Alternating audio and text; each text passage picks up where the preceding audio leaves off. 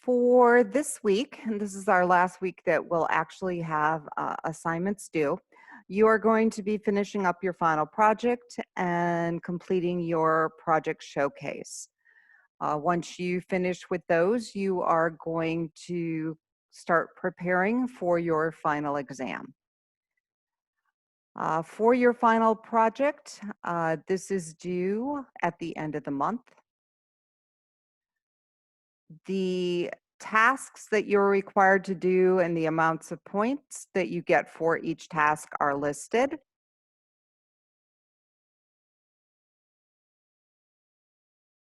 And you're definitely going to want to go through all of this to make sure that you have incorporated everything into that project that you need to get all of the points possible.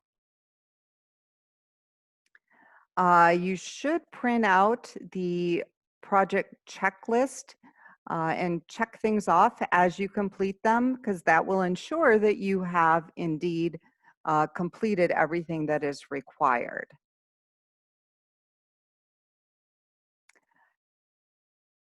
The video that I did last week goes into a little bit more detail on the final project. So if you have not watched that video, I would suggest that you watch it, because I'm not going to repeat all of that in this video. So in this video, what you haven't heard yet is the showcase instructions. So once you've got that final project complete, you're going to come in and you're going to do your showcase. So you're going to create a little PowerPoint slideshow that gives an overview of your project, layout, and the design.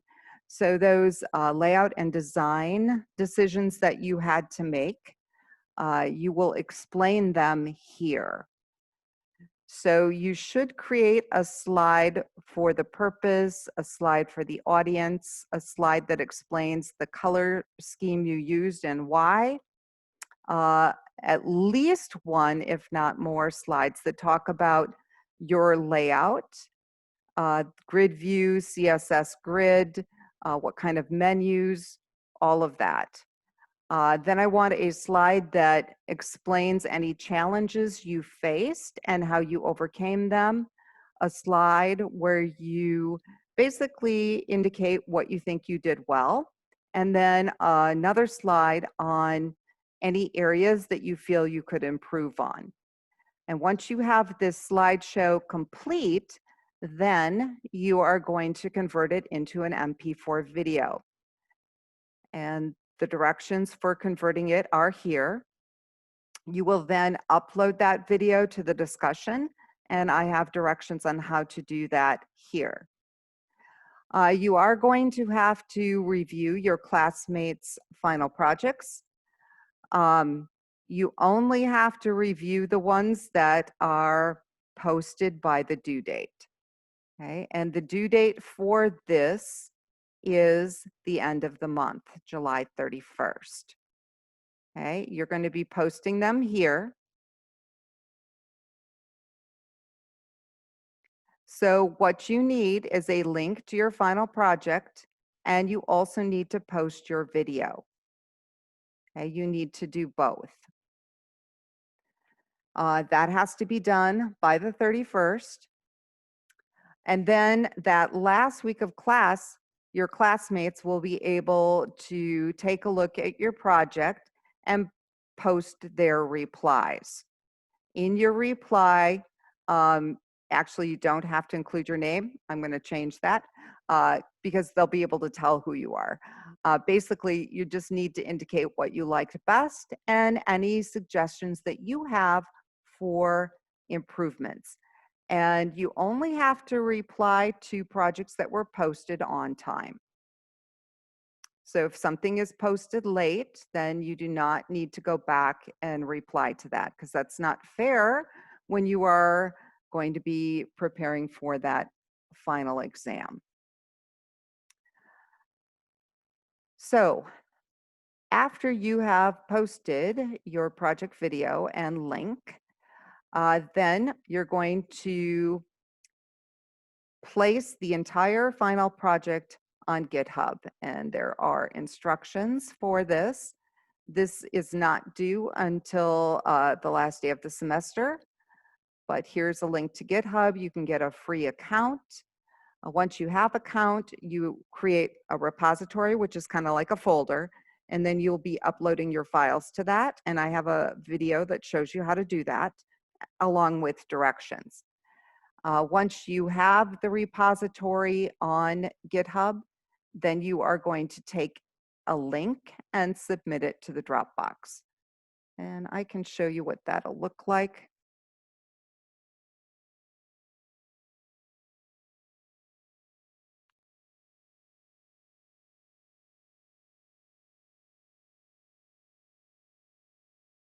And let's see. There are all of my repositories, and I have a lot of them.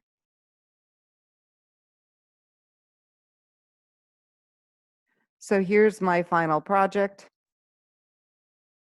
This is what I need a link to. So you just have to click up on the address bar, press Control and the letter C.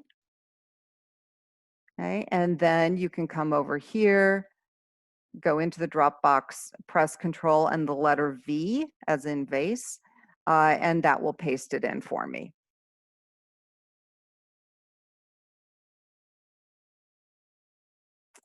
Then the final thing that you need to do is either update or create your ePortfolio. And we have been doing them in LinkedIn. That is the absolute easiest way to do this. If you have a LinkedIn account, you just need to edit the account. And if you do not have LinkedIn, you'll have to create a new one, but they are free. So you just want your name, address, phone, email information in there.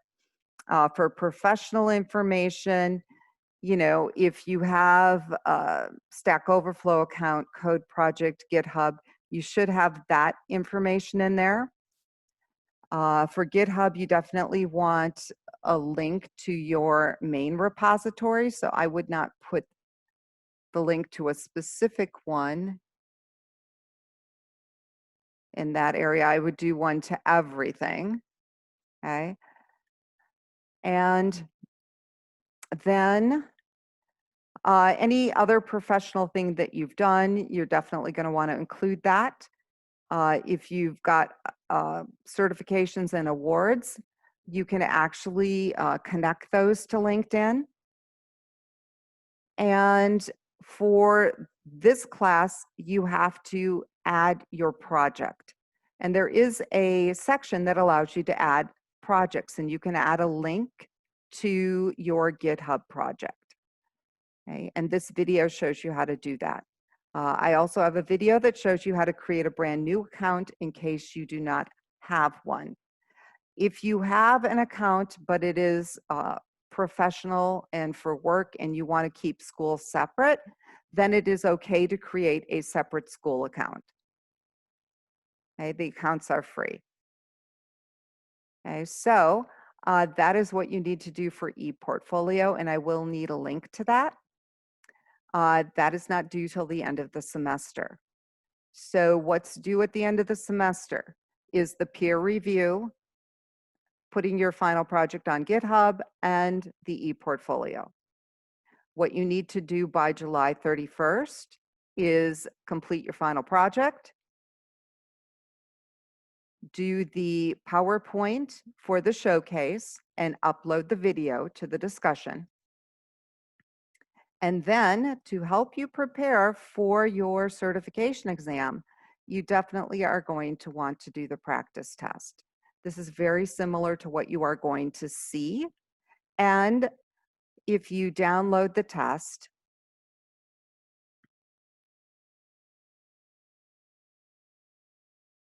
you can open it.